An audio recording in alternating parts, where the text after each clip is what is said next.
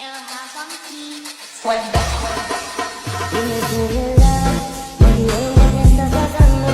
Tú no sabes cómo estoy sufriendo, esto te lo tengo que decir. Cuéntame, tu despedida para mí fue dura. ¿Será que te llevo a la luna? Y yo no supe hacerlo así. Te estaba buscando por las calles gritando. Baik teman-teman semua, pada kali ini kita akan melakukan uji asumsi klasik di aplikasi SPSS. Sebelum masuk ke tutorial SPSS uji asumsi klasiknya, di sini ada 3 kategori yang harus kita uji terlebih dahulu. Yang pertama ada uji normalitas. Bisa dikatakan normal apabila tingkat signifikasinya lebih besar dari 0,05, begitu juga sebaliknya. Apabila signifikasinya kurang dari 0,05 dapat dikatakan uji tersebut tidak normal. Langsung saja ke tutorialnya. Salin data yang kita dapatkan atau kita gunakan dari Excel dan lalu setelah di copy pindahkan ke SPSS. Sebelumnya tapi kita ke variabel view-nya, ketik X1 pada name pertama, tabel pertama, lalu X2 pada tabel kedua, lalu Y pada tabel ketiga. Ketik klik label, lalu ketikkan harga pada tabel pertama, pada tabel kedua ketikkan ke kualitas produk. Lalu pada tabel ketiganya ketikkan loyalitas konsumen. Setelah itu ke data view, tempelkan data yang telah kita ambil dari Excel tadi. Selanjutnya ada untuk uji normalitas, kita lakukan pada regression, lalu klik linear. Pada harga kita masukkan pada independen, kualitas masukkan pada independen, dan loyalitas konsumen masukkan pada dependent.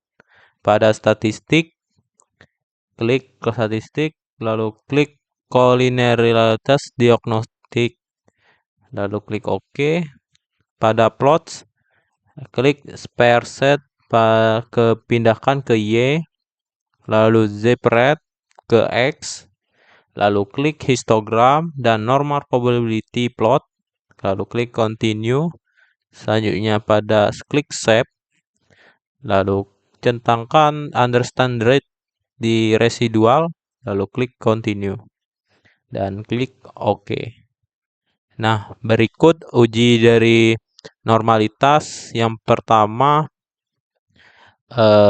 data histogram dapat dikatakan normal apabila melengkung seperti berikut. Nah, pada tabel berikut ini dimasuk pada kategori normal.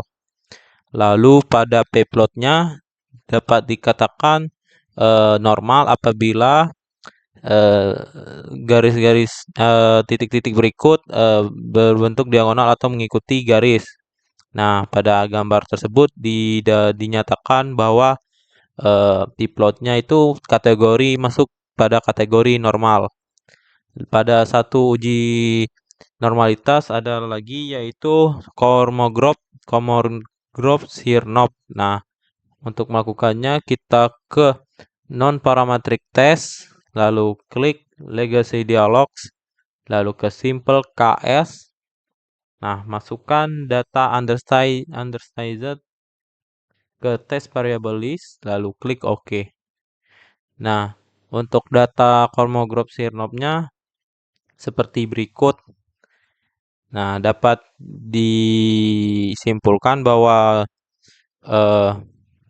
data tersebut memiliki nilai 0,200.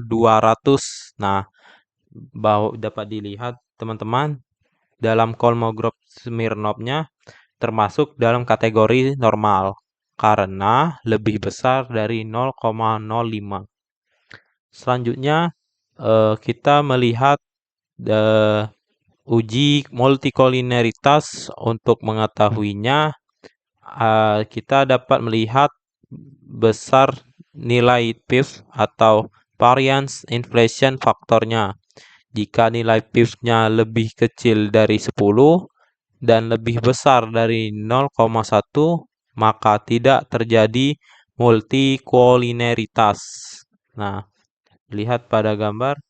Nah, teman-teman, selanjutnya uji heteroskedastisitas.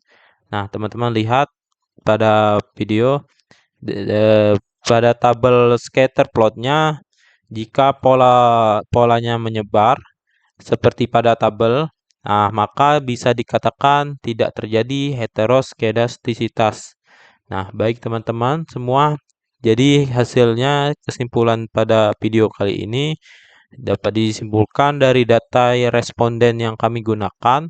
Kami telah melakukan 3 kategori uji asumsi klasik, teman-teman.